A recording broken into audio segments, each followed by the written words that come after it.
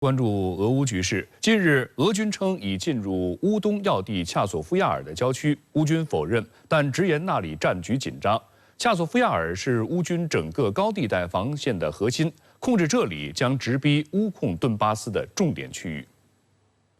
据路透社5号报道，俄乌两军正在乌克兰东部城市恰索夫亚尔附近激战。值得注意的是，乌克兰控制顿巴斯的精华区域就在以恰索夫亚尔为核心的高地带之后。俄罗斯新闻社援引一名官员的话说，俄罗斯军队已经进入当地的郊区。对此，乌克兰东部作战司令部发言人安德里扎杜宾尼表示，俄媒报道不属实，当地战斗仍在继续，但他也承认那里的战局紧张。在战斗最为激烈的顿巴斯前线，英美为乌军士兵配备了头盔摄像机，记录战争的第一视角。Russians are shooting us. You hear? 俄罗斯国防部当地时间6号通报称，当天上午，俄罗斯防空系统在别尔哥罗德州上空击落10枚乌克兰方面发射的 RM-70吸血鬼火箭弹。此外，库尔斯克州州长也在社交媒体发布消息称，该州2个村庄当天遭到乌克兰炮击，有建筑和车辆受损。俄乌冲突爆发以来，双方不断加大无人机攻势。乌克兰空军司令奥列修克6号发布消息称，当天凌晨，俄军发射了6枚各型导弹和32架攻击型无人机，乌军击落了其中的3枚导弹和28架无人机。The biggest danger here is the drones. The thing is that Russians start to produce drones on the factories, and we're doing it with the help of volunteers. This is different. It's like, an amateur cooperative of people against the whole manufacturing. They're getting ready for a long war. 据乌克兰国家通讯社当地时间4月6号报道称，乌克兰哈尔科夫州军政负责人西内古博夫当天在其社交账户发布消息称，当天凌晨哈尔科夫市遭俄军 S-300导弹袭击，6人死亡，11人受伤。袭击导致9栋住宅楼、1栋行政大楼、1所幼儿园、1家咖啡馆等受损。此外，乌克兰国防部情报总局还在其官方社交平台上发布消息称，4月6号凌晨炸毁俄罗斯罗斯托夫州一条输油管道，该设施被用于军事目的。对此，俄方暂无回应。根据4月5号公开的一段视频，俄罗斯军队发现了一辆已经损毁并被掩埋的曾经被认为是乌克兰军队革命性创新结果的重型装甲作战车辆。今日，俄罗斯电视台网站报道称，乌克兰亚速营的工程师们通过改装 T-64坦克，于2015年制造出亚速海人坦克。该坦克配有2个自动炮塔，每个炮塔配备2门23毫米机关炮和1挺机枪，以及反坦克导弹发射器。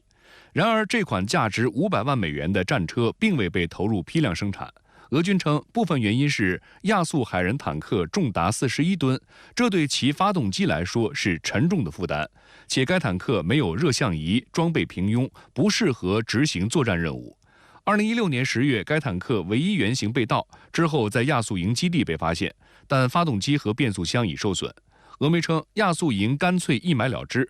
俄罗斯军队抵达后，当地居民提供了埋藏地点位置，亚速海人坦克才被俄军俘获。战场之外，俄乌双方在征兵问题上也都有新动向。俄罗斯国防部表示，俄罗斯志愿参军的青年人数近期大规模增加，截至目前，俄罗斯国防部已经招募了10万人。俄罗斯国防部称，在过去1周半的时间里，到征兵点希望和国防部签署参加特别军事行动的人数大幅增加。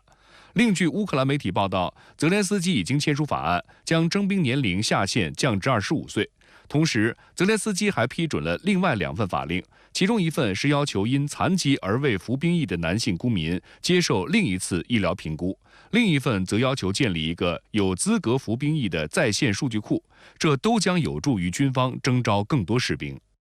对于近期的俄军攻势，乌克兰总统泽连斯基表示，乌克兰已经设法稳定了自己的阵地，俄罗斯可能会在5月底或夏天发动新的攻势，但乌方有自己的作战计划。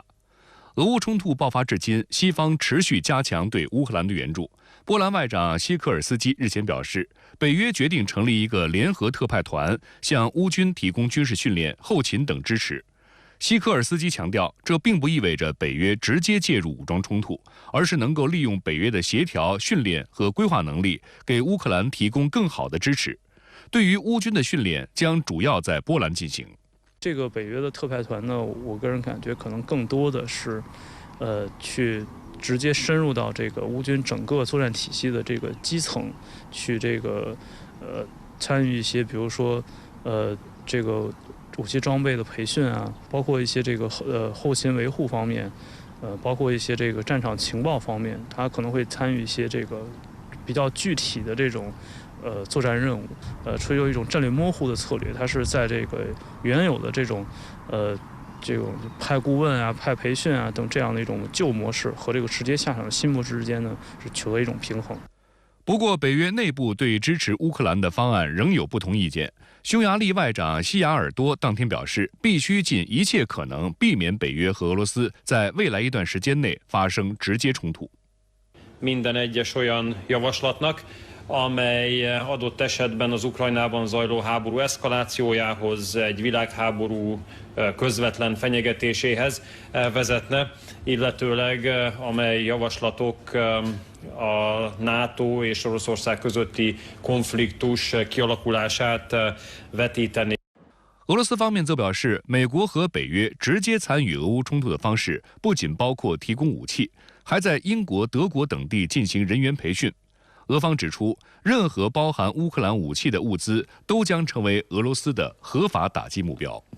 正在中国进行访问的美国财长耶伦，一连2天在广州与中美经贸中方牵头人、国务院副总理何立峰举行多轮会谈。这是两人自去年7月以来第3次面对面会谈。双方新闻稿形容会谈深入、坦诚、务实、建设性。除了在经贸领域稳步推进沟通，中美两军于3号和4号2天在美国夏威夷举行2024年度中美海上军事安全磋商机制工作小组会议。这是2年多以来两国代表首次展开相关会谈，旨在落实两国元首重要共识，推动两军关系健康、稳定、可持续发展。中国国防部表示，中美双方在平等和尊重基础上，就当前中美海空安全形势进行了坦诚建设性交流，对2021年中美海上军事安全磋商机制会议以来的中美海空相遇安全行为准则执行情况进行了评估，讨论了改进中美海上军事安全问题的措施。期间，中方指出，舰机安全与国家安全密不可分。中方坚决反对任何以航行和飞越自由为名危害中国主权和安全。中国军队将继续依法依规回应一切危险挑衅行动，坚定维护自身领土主权和海洋权益，维护地区和平稳定与繁荣。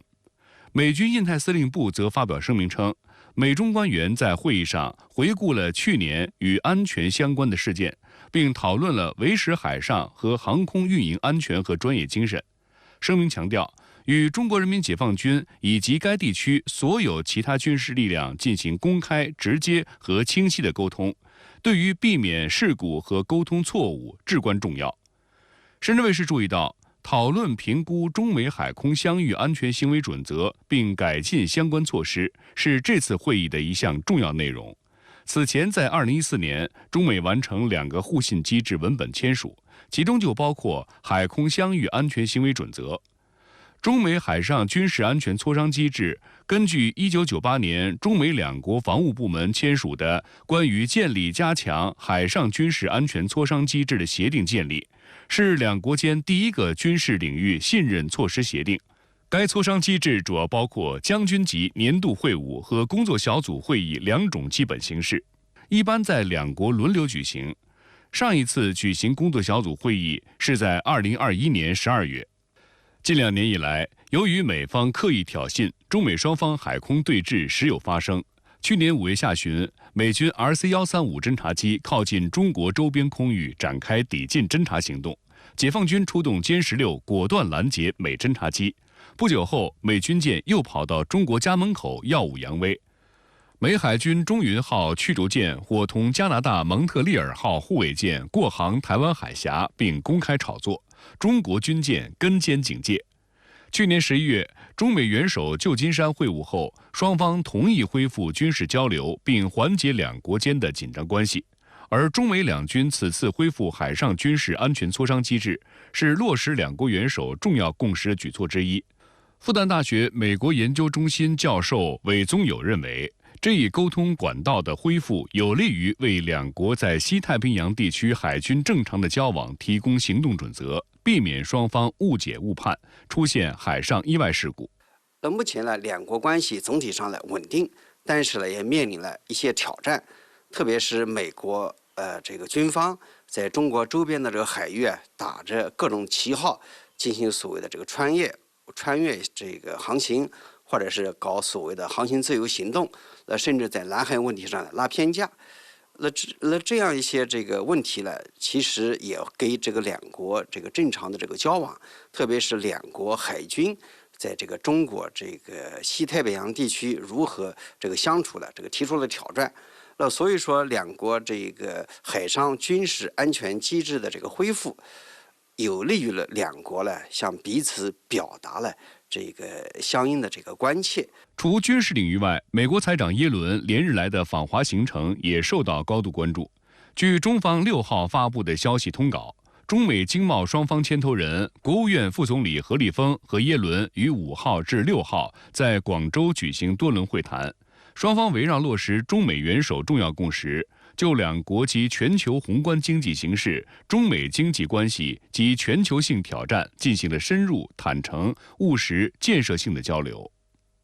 外界注意到，这是两人自去年7月以来的第3次面对面会谈。去年7月初，耶伦在北京同中国新一届经济团队举行首次会晤，在中美之间建立了一个有弹性且富有成效的沟通渠道。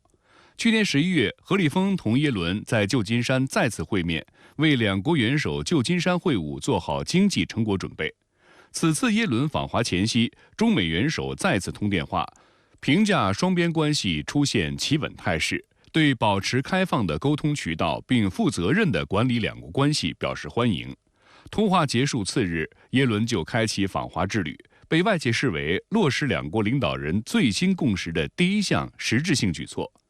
在结束与何立峰的会谈后，耶伦在声明中称，双方同意就中美及全球经济平衡增长进行讨论，以部分回应美方对中国制造所谓产能过剩的关切。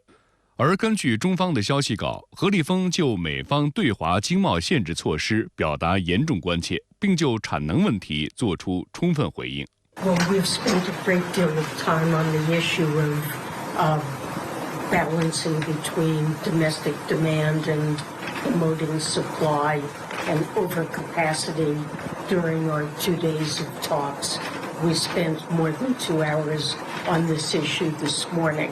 据统计，截至2022年，中国汽车年产量达4300万辆，约占北美汽车产量的2/3。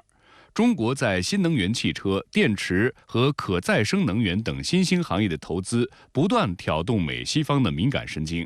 耶伦在赴华前曾多次就中国所谓产能过剩发出杂音。中国驻美大使谢锋5号接受美国媒体采访时，一针见血地指出，所谓中国产能过剩根本就是个伪命题。全球范围来看，优质产能不是过剩，反而是严重不足。谢锋强调，中国新能源产业蓬勃发展，靠的是全球市场竞争中形成的创新优势和过硬品质，绝不是靠所谓补贴和保护。中国的绿色产能正有力帮助发展中国家实现减碳目标，加快绿色转型。彭博社日前也发文批驳，美欧抱怨中国产能过剩，可是数据并不完全支持。无论从价格、利用率来看，发达经济体面临的问题似乎更多是中国企业效率更高，而不是产能过剩。The U.S. seems very keen to present this as not just a U.S. complaint, but that other countries around the world are also concerned about how overcapacity in China. 外界注意到，在两国存在共同利益和可能合作的领域，何立峰与耶伦在会谈中仍取得一定共识。耶伦透露，双方已举行技术性交流，模拟联合应对其中一方大型银行倒闭的事件。中美也一致同意，在经济和金融工作组项下讨论中美及全球经济平衡增长、金融稳定、可持续金融、反洗钱合作等议题。You know, the administration has been pretty clear not to expect major policy developments coming out of this trip, but they're really trying to manage the relationship. They're clearly on firmer ground with China than they were just a couple of years ago, so they want to make sure they keep talking. They're staying firm, raising concerns, but also keeping the door open. 韩日媒体5号均传出，中日韩3国正就下月在韩国首尔召开领导人会议进行协商。如果成行，将是中日韩领导人会议自2019年12月在中国成都举行后首次重启。这对3国合作具有怎样的积极推动作用？但日韩近年来在军事安全领域进一步同美国靠拢，美日韩同盟加速成型，这又会给中日韩合作为核心的东亚区域经济一体化发展带来哪些影响？日韩谋求在东北亚事务中的政经分离，又是否能够如愿呢？据韩联社报道，韩国外交部官员5号表示，中日韩3国正就在首尔举行领导人会议事宜协调日程，商定在彼此方便时尽早举行会议。韩方为此与中日保持协调沟通。据悉，3国正在考虑下月底举行峰会的方案。会议日程敲定后，3国将举行部长助理级高官会议或副部级会议，加快协调会议筹备工作。日本共同社5号的报道也援引多名外交消息人士的话称，中日韩合作轮值主席国拟在5月举行领导人会议，正在展开协调。报道称，不仅是经济合作与人员交流等将成为议题，预计还将就俄乌冲突和中东局势等超越周边地区范畴的安全议题交换意见。日本首相岸田文雄和韩国总统尹锡悦届时还将进行双边会谈。去年11月26号，中共中央政治局委员、外交部长王毅与日本外相上川洋子、时任韩国外长朴振在韩国釜山共同主持中日韩外长会。这也是睽违4年的3国外长会重新召开。按照惯例，外长会是筹备3国领导人会议的最后一个环节。在此次会议上，3方商定在彼此方便时尽早举行会议，并加紧筹备工作。韩联社5号的报道提到，部分观点曾推测，考虑到3月中国举行全国两会，4月韩国国会议员选举等各国内政日程安排，3国领导人会议在5月之前难以举行。不过，近期中韩2国之间的磋商取得一定进展。综合各方面信息来看，应该说近期重启中日韩领导人会议的可能性还是比较大的。我觉得从韩国的角度呢，它主要是2方面考虑，在韩国举行这样一个中日韩领导人会议，当然有助于韩国它的这样一个全球枢纽国家的这样一个定位，以及借这种多边来促中韩双边关系的发展，我想主要是从这些角度来考虑的。中日韩3国合作机制始于1999年，在韩国首尔设有3国合作秘书处，3国轮流担任主席国，目前由韩国担任。20多年来，形成了以领导人会议为核心，以部长级会议、高官会和70多个工作层机制为支撑的合作体系。今年是中日韩合作启动25周年。现任中日韩合作秘书处秘书长李希谢上月在出席博鳌亚洲论坛年会接受媒体采访时表示，当前世界在地缘政治、产业链、供应链等领域存在各种风险和挑战，任何国家都无法独自应对。他期待中日韩领导人会议能在不久的将来举行，向世界发出3国重启合作的信号。李希谢认为，碳中和与绿色增长、公共卫生、人口老龄化、地区和平与稳定以及数字化转型都可能成为中日韩领导人会议的议题。此外，3国还可能讨论区域全面经济伙伴关系协定等贸易问题。李希谢说 ，RCEP 是世界上规模最大的自由贸易协定之一，而中日韩3国在其中发挥了重要作用。过去2年中 ，RCEP 已经有了一个良好开端，但我们并不满足于此。李希谢表示，面对快速变化的世界，必须进行调整和完善。中日韩3国需要推动 RCEP 向更高水平迈进。有观察指，近来中日韩关系出现消极波动，与美国因素在东亚的参与显著增多密不可分。特别是日韩作为美国盟友，积极在军事安全领域强化与美国的合作。而尹锡悦政府上台后，奉行亲美和缓解对日关系的政策，使得韩日成为美国遏制中国前沿2翼的格局更加分明。本周在比利时布鲁塞尔举行的北约外长会期间，还召开了伙伴国会议，日韩均派代表出席。韩国外长赵对烈在会上表示，北约和印太地区伙伴国之间加强合作非常重要，韩方将基于韩国与北约个别针对性伙伴关系计划，与各方深化合作关系。日本共同社此前援引外交消息人士透露，本月10号，日本首相岸田文雄将前往美国与拜登举行美日首脑会谈。期间，拜登或将正式邀请岸田7月份再度访问美国。该消息人士表示，按照计划，岸田和韩国总统尹锡悦将参加7月9号至11号在美国华盛顿召开的北约峰会，并前往位于马里兰州的美国总统度假胜地戴维营，与拜登举行第2次戴维营峰会。去年8月，拜登在戴维营同岸田、尹锡悦举行了首次美日韩3国领导人峰会，不仅连发3份成果文件，还承诺这一峰会将每年定期化召开。在3份成果文件中，美日韩谈及的合作事项涵盖军事、技术、经贸、供应链、高科技等诸多领域，针对的国家也扩大至中俄朝3国。对于今年的峰会议题，日本外交消息人士透露，同样离不开中国。包括日本自卫队与美韩2国军队强化防卫态势、提高情报共享顺畅度和扩大网络安全方面的合作等。共同社还称，美国政府近年来频繁指控中国搞所谓经济胁迫，并有意借此议题与日韩2国政府在建立半导体和其他关键供应链的经济安全保障方面推进合作。中国社科院亚太与全球战略研究院研究员王俊生对深圳卫视记者表示，去年以来，美日韩3边合作的准同盟化是东北亚地区地缘格局非常显著的特点。无论是机制建设，也就是形成常态化的领导人峰会，还是功能性建设上，即从最初的针对朝鲜逐渐扩展到涵盖中国，但3国要最终完成同盟化仍存在不确定性，包括日韩关系改善能否持久，以及今年的美国大选会否让特朗普卷土重来等因素。王俊生认为，日韩既想政治安全一边倒地向美靠拢，但又不想放弃中国的发展红利，这种政经分离的算盘很难打响。因为先做朋友再做生意是东亚文化的一个显著特点，这一点在中韩关系中表现得也尤为明显。中韩自1992年建交以来，经贸关系获得迅速发展，根本原因就与2国的政治外交安全关系和谐发展密切相关。但自尹锡悦政府上台以来，2国关系出现下滑，并迟迟得不到改善，双边贸易额也从2022年的3600多亿美元下降到2023年的3100亿美元左右。总而言之，那么中韩也好，中日也好，我觉得首先要改善政治关系、安全关系和外交关系，然后呢才能推进我们说中韩和中日，那么经贸的合作会进一步的发展。马英九率台湾青年大陆行进入到第6天，也是他们在陕西祭祖参访的第3天。西安作为13朝古都，拥有众多名胜古迹。马英九一行登城墙、看兵马俑、访国家版本馆、逛大唐芙蓉园，在一步一景的秦风唐韵中感受中华文化的璀璨魅力。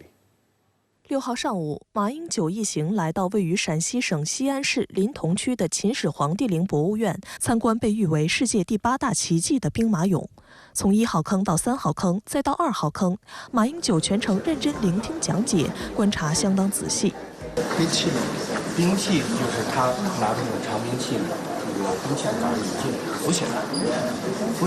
没有保存下来，只能保存下来的就是这些脏腐朽。对，它这都木质的，木质的，这种兵器的杆不是原来的真正的兵器。是原来的真兵器。实战兵器呢，它分3个种类，比如说有这种长柄的兵器，长柄的兵器要么就是木柄，要么就是金柄。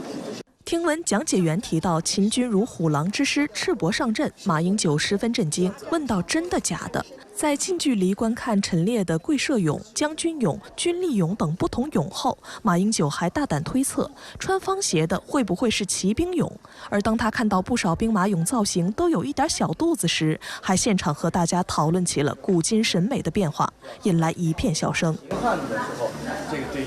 男人的要求不好，富贵。所以不同时期对美的要求不一样。你看我们现在照相说把我 P 瘦一点，那时候都要塑造起来都是壮壮的、高大强壮的人的样子。我们开始鼓励大家复古，那就可以放开吃东西了。马英九一行在兵马俑前合影留念时，许多游客还向他们高喊欢迎回家。欢迎欢迎，常来。两岸多交流，尤其是年轻人应该多交流。当天下午，马英九一行前往西安国家版本馆和大唐芙蓉园参观。隔藏秦岭，文迹华夏。位于秦岭脚下的西安国家版本馆是中国国家版本馆一总三分的分馆之一，肩负着国家版本资源保藏传承的重担，将载有中华文明印记和地方特色印记的各类版本纳入其中，是中华文化种子基因库。馆方除了展示珍贵的永乐大典，还邀马英九同看明朝嘉靖13年（公元1534年）出版的《史琉球录》，这是古籍文献中最早有关钓鱼岛的描述。马英九当场表示，他对这段记载非常熟悉。我们研究钓鱼台的人一定要读的，明确从古籍里边证明了，是吧？钓鱼台是不属于琉球，说得很清楚，对，很清楚。5米山以外，对。这个资料呢，在英国牛津大学我也去看过啊，也有这段话。此前一晚游览西安城墙时，马英九和台湾青年还在永宁门前观看了一场仿古迎宾入城礼。在与金甲武士和唐朝仕女合影时，台湾同胞们满脸笑容，挥舞双臂。随后，大家一起详细了解古代城垣建筑、防御工事、服饰风俗等传统知识。赞不赞？西安赞不赞？赞！看到近几日马英九一行与大陆同胞的友好互动，岛内舆论热议，促青年交流，传和平心声。我觉得这样的一个出访哦，绝对是好的哈。我认为啊，这8年来，其实在跟对岸的互相的一个沟通上面，确实非常的少哈。那在这个时候，我觉得有接触总比没接触好，有交流总比没交流好。对于两岸彼此的敌意有一定程度的疏解的作用，维持和平的关系，才能够避战，才能够造福台湾人民。厦门大学两岸关系和平发展协同创新中心主任刘国深对深圳卫视记者表示，马英九此次有意之旅将带动更多台湾民间人士勇敢地跨海走过来，增进了解，促进和平。他带着20位台湾的年轻人过来，那么这些年轻人将用自己的眼睛、自己的手去感受、去触摸、去听到、看到中国大陆各方面的发展。在这段时间是尤其重要，因为我所了解的台湾社会这一段时间这几年来对中国大陆的了解是非常的片面，无奇不有。如何去打破这个信息茧房，就要靠这么多的年轻人走过来看一看。